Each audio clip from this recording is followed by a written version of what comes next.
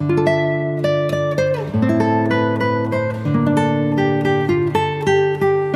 Guys, welcome back to my channel. So guys, आज मैं आपके लिए लेके आया हूँ स्टार क्रॉस लवर के एपिसोड 6 के एक्सप्लेनेशन। अगर आपने इससे पहले के एपिसोड नहीं देखे तो आप उन्हें हमारे चैनल पे जाके देख सकते हैं, और साथ ही मैं उन वीडियो के लिंक नीचे डिस्क्रिप्शन में भी दे दूंगा, तो आप उन्हें भी चेकआउट कर सकते हैं। और मैं आपको रैंडम सीन हटाकर मेन स्टोरी के हिसाब से एक्सप्लेन करूंगा।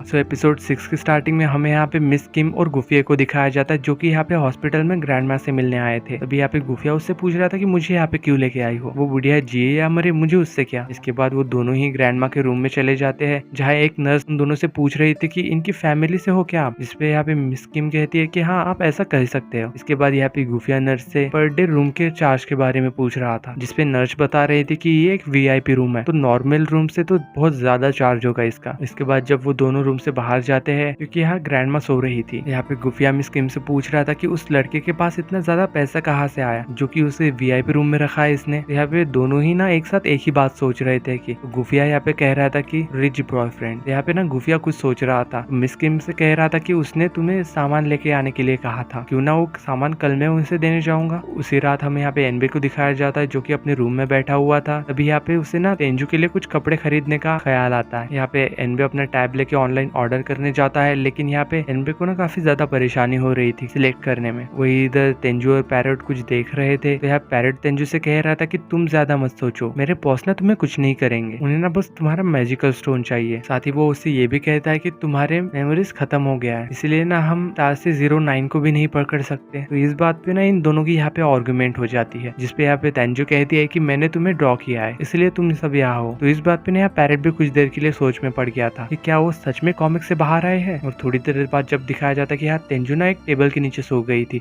जहाँ एनबे आ गया था। एनबे यहाँ पे पास में खड़ा होकर कुछ सोच रहा था, और वो वापस जाके एक चादर लेके आया था, और वो ना उस चादर को तेंजू को उड़ा देता है। और जब वो यहाँ पे उस टेबल पे रखे हुए नोट्स को पढ़ता है, तो उसे देख के ना स्माइल करता है, और वो वहां से चला जाता है। इसके बाद जब एनबे अपने रूम में आ गया था, इधर उधर घूम रहा था, और साथ ही में वो अपने सोफे पे बैठ के अपनी ना वर्चुअल डायरी खोलता है, और उसमें लिख रहा था कि मैं एनबे हूँ, आज मेरा धरती पे 4682 डेज हो गए हैं, और साथ ही में मुझे वो मैजिकल स्टोन भी मिल गया है। मैजिकल स्टोन स्टार से 019 के पास नहीं था, मुझे ना वो मैजिकल स्टोन एक लड़की के पास मिला, पर अभी तक पता नहीं चला कि उसके पास वो स्टोन आया कहाँ से। तो एनबे यहाँ पे कह रहा था कि मैं उसकी मेमोरीज में जाके देखने की कोशिश की, लेकिन किसी ने ना उसकी मेमोरीज इरेज कर दी है, जो कि असल में मैं ही था। मैंने ना आज से 12 साल पहले उस लड़की की मेमोरी इरेज की थी। और तभी हमें यहाँ पे एक फ्लैशबैक का सीन दिखाया जाता है, जहाँ हमें दिखाया जाता है कि यहाँ एनबे ना उस छोटी तेंजू को आग से बाहर निकाल के एक बेंच पे सुला दिया था। और इधर फिर नेक्स्ट डे हमें प्रेजेंट में दिखाया जाता है कि तेंजू सो के उठ रही थी। तो यहाँ पे पैरेट तेंजू को एक नोट देता है, और साथ ही में एक बैंक कार्ड भी, और उस नोट में लिखा था कि मुझे ना कपड़े खरीदने में दिक्कत हो रही थी, तो तुम्हें जो पसंद होगा ना तुम ले सकती हो। तो यहाँ पे तेंजू ना गुस्से में कहती है कि मुझे नहीं चाहिए कोई कपड़े वपड़े, और वो वहां से चली जाती है। वो यहाँ थोड़ी देर तक तो बालकनी में ऐसे ही खड़ी रहती है, और वो ना फिर से पैरेट के पास आके बैठ जाती है। तो यहाँ पे पैरेट ना तेंजू से ऑर्डर करने में हेल्प मांग रहा था, क्योंकि ना उसके पैर से हो ही नहीं पा रहा था। इसके बाद तेंजू सोच रही थी,